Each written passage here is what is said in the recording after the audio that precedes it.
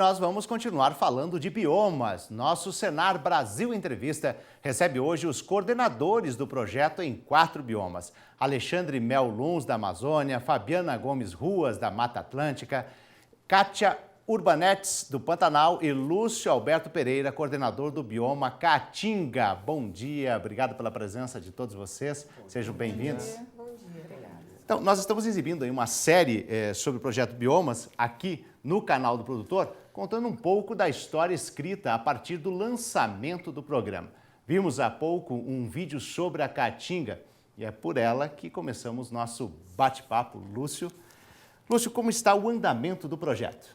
O projeto está bem, começou em 2012, teve início em 2012. Esse ano tivemos a implantação dos 3 últimos projetos que envolvem plantio. E foram plantados mais de quase 6 mil árvores mudas.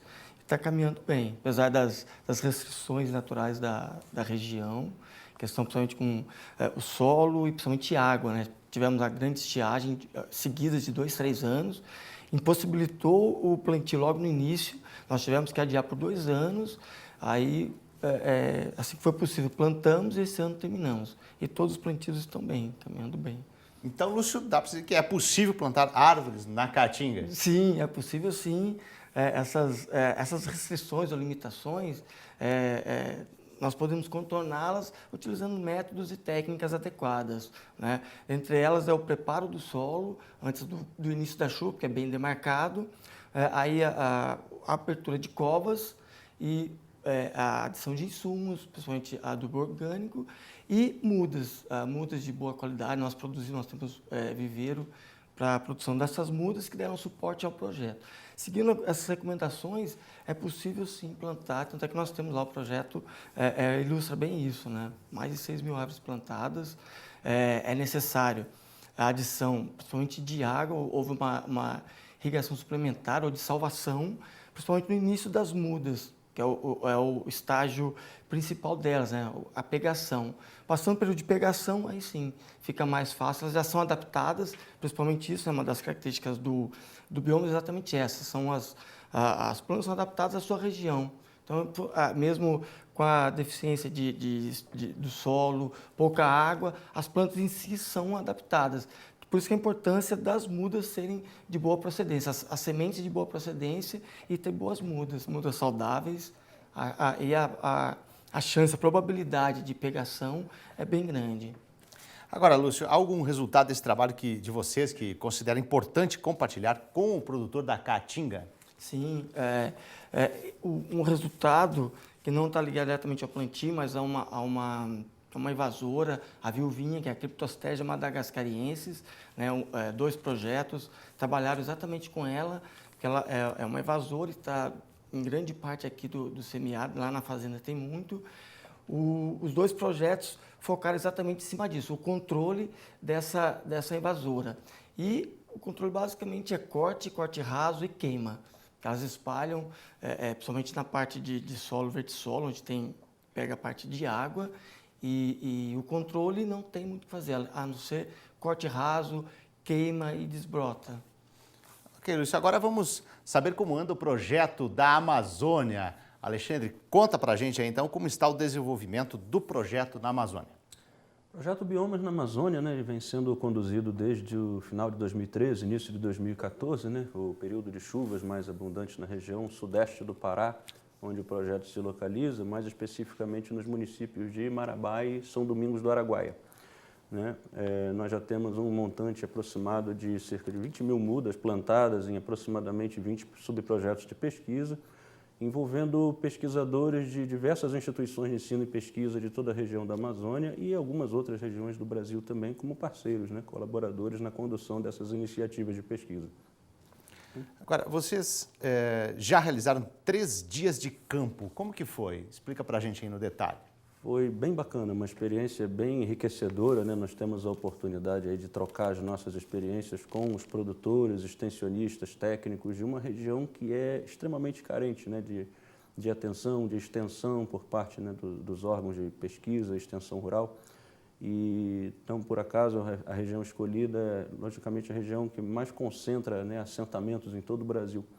Então, por ter um público dessa natureza bastante carente de informações, os dias de campo têm sido uma experiência muito rica, né, de troca de informações entre todos nós. Agora, vocês já reuniram dados suficientes para afirmar que o uso do sistema Integração Lavoura, Pecuária, Floresta pode aumentar a renda do produtor na Amazônia? Sim, a Integração Lavoura, Pecuária, Floresta, né, conhecido como ILPF, né, mais abreviado, é uma das alternativas, né, que nós temos, né, de sistemas integrados de produção, né. Como o nome diz, ele consorcia, né, a rentabilidade que o sistema de silvicultura, o sistema de culturas anuais, né, agrícolas, né, e o sistema de pecuária pode proporcionar em conjunto, né. Quando os três atuam em conjunto, nós temos uma sinergia, uma conjunção de fatores que faz com que um otimize naturalmente o outro. Isso, invariavelmente, proporciona um lucro, uma rentabilidade maior para o produtor, né. O que nós já temos observado em alguns dados preliminares de nossas avaliações já permitem nos dizer que nós temos uns resultados melhores do que cada um desses sistemas produzidos isoladamente na região, né, que é essencialmente pecuarista. Existem já alguns produtores partindo para culturas anuais, né, como milho, soja, né, feijão, mas o que nós temos de chance para mostrar, né, para esse público que nos prestigia nesses eventos de transferência de tecnologia, como os dias de campo, os cursos que nós praticamos, é mostrar que esses componentes, quando integrados, proporcionam uma otimização, né, do uso da terra e, consequentemente, uma melhor rentabilidade para o produtor. E como vocês estão repassando os resultados para os produtores? Principalmente através de cursos, né, ministrados regularmente pelos nossos colegas pesquisadores locais, né, da Amazônia, cursos de extensão, cursos de eventos como os próprios dias de campo, né, como já foi falado aqui, e visitas técnicas, né, em algumas propriedades. Enfim, nós procuramos fazer o máximo possível para abranger a vizinhança, né, do nosso projeto e também de alguns municípios próximos, né. A gente sabe que é um desafio bastante grande, né, que é tudo que se refere à Amazônia é superlativo, especialmente em relação a áreas, mas é um desafio bastante enriquecedor porque os resultados são bastante animadores. E aí vocês têm que ter toda essa questão dos resultados, principalmente fechando todo o ciclo, poder ter esse mercado, principalmente pela floresta? Com certeza, né? Mostrar para o produtor que a inserção da árvore na propriedade rural, como é o escopo do projeto Bioma, né, ele pode ser visto de uma forma positiva, né, quebrando um paradigma muito grande da região de que a árvore era um empecilho para a instalação de sistemas, derrubadas, enfim, vem acontecendo há décadas já na região e a gente está tentando aí quebrar esse paradigma, mostrando justamente o contrário. Vamos ao próximo bioma, então? E como está o projeto no Pantanal, Kátia? No Pantanal, o primeiro experimento foi implantado em agosto de 2014 e até o momento a gente está com 15 mil mudas plantadas. E no Pantanal, nós podemos dizer que nós somos os pioneiros a implantar esse tipo de experimento lá, porque o projeto Biomas foi o primeiro a fazer esse tipo de ação. Nesse bioma, nunca ninguém tinha plantado árvores nessa escala. Então, foi um grande desafio, né, plantar mudas naquelas condições, né, de difícil acesso, de estradas e tudo mais, mas é a realidade da maioria dos produtores pantaneiros, né, das fazendas lá. Então, a gente está implantando aí para ver se consegue atender as demandas dos produtores de lá, né, que os produtores pantaneiros, eles gostam das árvores e utilizam muito desse recurso, principalmente para a manutenção das cercas. E justamente nós escolhemos as espécies que eles já são utilizadas por eles, para poder também oferecer técnicas para o recurso não acabar, né? Para eles sempre ter para poder usar, né, na própria propriedade. E o uso de árvores pode ser em todo o bioma? Nem em todo o bioma, né? Lá tem as áreas de cordilheiras, que como é localmente chamado, que são as áreas um pouco mais elevadas e que não sofrem alagamentos. Então, são nessas áreas que as árvores podem ser mais utilizadas, porque o Pantanal tem muitas áreas de campo natural, né? E essas áreas de campo natural são as utilizadas pela pecuária, então usar árvore na área do campo não é adequado, são mais em algumas áreas, né?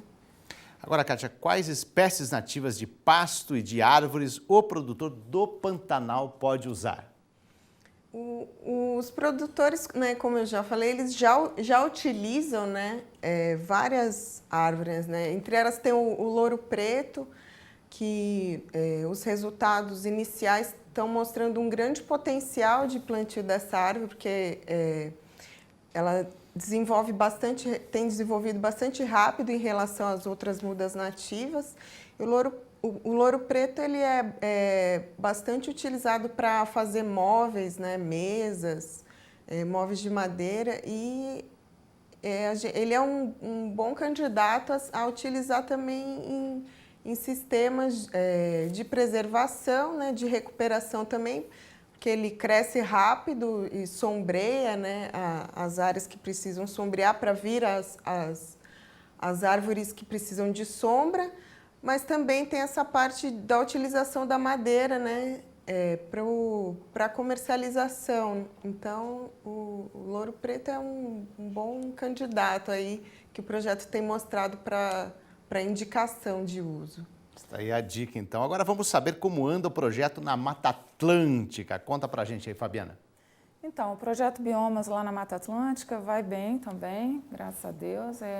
Essa parceria, né, entre o INCAPé, que é a instituição da qual eu faço parte, junto com o CNA e Embrapa, tem fornecido assim, uma gama de resultados e experimentos que a gente tem conseguido mostrar para o produtor, né?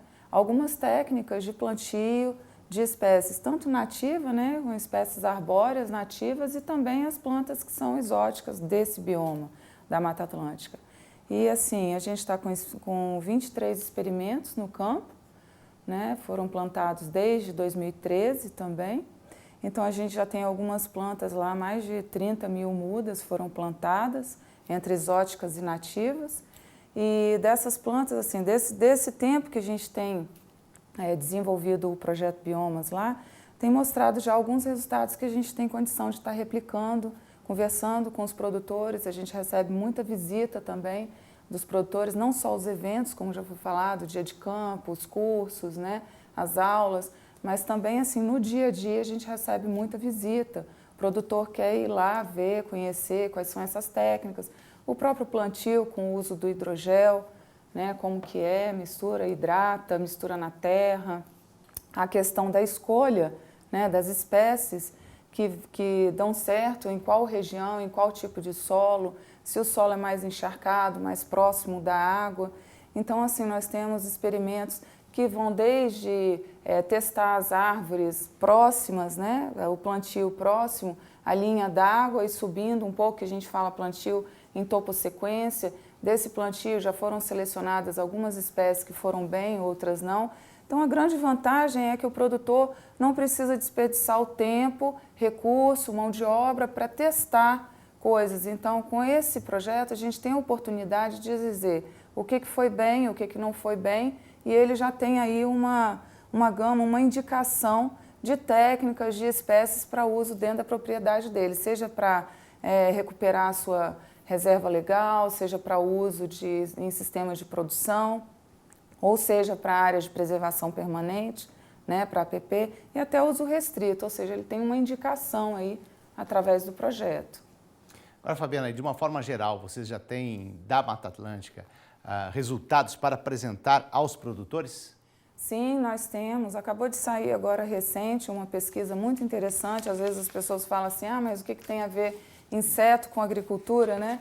E tem tudo a ver, porque o inseto ele tanto pode ser praga, né, que ele pode ser um problema para a lavoura, né, para as culturas agrícolas de uma maneira geral, e ele também pode ser um excelente indicador de qualidade daquele ambiente em termos de restauração, né, de recuperação de áreas, para importante papel dele na polinização. Então saiu recentemente agora um estudo de um colega do INCAPé, que é o Davi Martins, que fez todo um levantamento em parceria até com um professor da Universidade Federal de Viçosa, que é o professor Fiuza, né, de quais são esses insetos que estão aparecendo tanto na nossa área de plantio do Projeto Biomas, como também na nossa área de referência, que é a Reserva Natural Vale, né, que fica lá no município de Linhares, ali Soretama, bem pertinho do projeto. Então é importante a gente conhecer quais são esses insetos, se eles podem ser potenciais pragas, né, na lavoura, ou se eles podem contribuir, aumentando mais assim a oferta de produtos, né, dessa lavoura, como polinização, melhorando a produtividade de muitas espécies que dependem desse serviço ambiental, né, que os insetos fazem. Então, quer dizer, é importante a gente conhecer para poder saber até como controlar, se for o caso, né?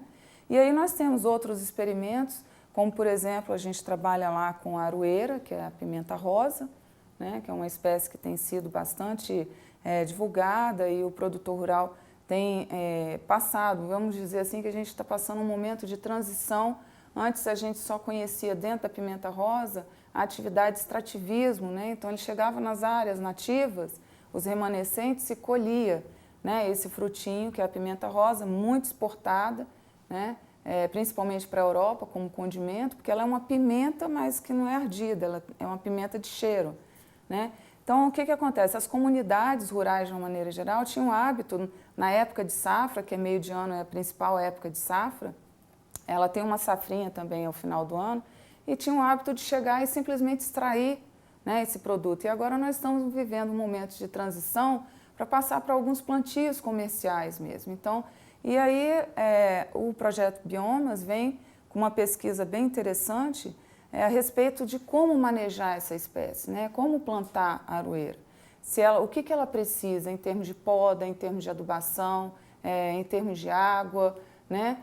Como que é isso? E a gente também, agregando valor à cultura, a gente trabalha muito a questão da fitoquímica, né? Então vamos explorar também outros produtos dessa planta, né? A gente testa lá no projeto 6 tratamentos que a gente fala de adubação, que vai desde a testemunha, que é sem adubação nenhuma, como se fosse uma árvore nativa, até o incremento com NPK, com fósforo, com potássio, né? E ainda utilizando também o boro, o zinco e até a adubação orgânica, e ver como que é a resposta dessa planta. Então a gente tem visto, né, os resultados ainda preliminares, está faltando ainda concluir o projeto, ainda tem alguns anos de pesquisa, mas os resultados preliminares têm mostrado para a gente que ela é uma planta que responde muito bem à adubação, né? E também a gente já percebeu que em solos muito pobres ou com pouca adubação, a poda drástica para a aroeira não é recomendada. Então, assim, tem algumas dicas que esses resultados já têm dado para o produtor que ajuda muito nessa lida, né, no dia a dia do produtor no campo. E aí tem outros experimentos também, tem sistemas agroflorestais que mistura floresta com culturas agrícolas. Às vezes o produtor fala assim, poxa, mas vou plantar árvore nativa, vai demorar muito tempo para eu ter o retorno. Então, até que essas árvores nativas se desenvolvam e atinjam um porte ideal para ele começar, né, a explorar, ele pode estar plantando nas entrelinhas, né, espécies assim, agrícolas de ciclo de vida mais curto, que ele possa estar tirando alguma renda, até que essas plantas se desenvolvam totalmente. E aí tem outras também de consorciamento do café com a seringueira, processo, né? Tem vários experimentos muito importantes para estar mostrando lá para o produtor. Agora, rapidamente, só para a gente concluir, então, existe essa interação entre os biomas, interação de informações? Sim, a própria reunião, né, que nós estamos fazendo aqui em Brasília é um exemplo disso. A gente está sempre trocando figurinha e vendo qual o problema que um está passando em um bioma, o outro está passando, e como uma equipe, como um grupo, existe um comitê tanto regional em cada bioma, como existe o comitê nacional, né? E esses comitês, eles interagem, eles conversam entre si, participam um do evento do outro, então eu acho isso... E existe, então, essa interação, alguns elementos, Lúcio, que você possa dizer alguns elementos que vocês acham importantes nessa interação entre os biomas? pelo objetivo do projeto, principalmente essa parte de metodologias, a parte do ecossistema em si, essa relação, né, do ecossistema, do bioma em si, as relações das espécies com aquele bioma. O mesmo sistema ILPF tem na Caatinga, tem na Amazônia, tem nos demais biomas. Então, a gente consegue visualizar como isso está ocorrendo, né, a evolução do experimento e que diferenças tem entre cada bioma. Acho que nessas reuniões, essa troca técnica a gente divide. Né? Alexandre, seria uma adaptação à realidade de cada bioma. Perfeito. Também na Amazônia nós temos observado isso, né? E os comitês regionais, como, né, o Lúcio falou aqui, eles atuam muito fortemente em cima dessa tecla, né? A gente tem que procurar otimizar ao máximo os esforços, os recursos disponíveis, né? Para proporcionar para o produtor, né, produtor rural, a viabilidade de observar a possibilidade de você inserir componente arbóreo nas propriedades rurais de uma maneira viável. Kátia, mais ou menos esse é o caminho também no Pantanal? No Pantanal a gente interage muito com o Cerrado, porque muitas das espécies que ocorrem lá também ocorrem no Cerrado e a gente testa as mesmas espécies, né? Algumas espécies amazônicas também ocorrem no Pantanal, então a gente procura testar essas mesmas espécies lá. Qual que é a diferença das respostas, né, nos diferentes biomas, as mesmas técnicas, né, por exemplo, semeadura direta, a gente testou no Cerrado, testou também no Pantanal, e é por aí. Ok, eu agradeço a presença, então, dos coordenadores do projeto em 4 biomas. Muito obrigado pela participação. Obrigada. Obrigada. Obrigado.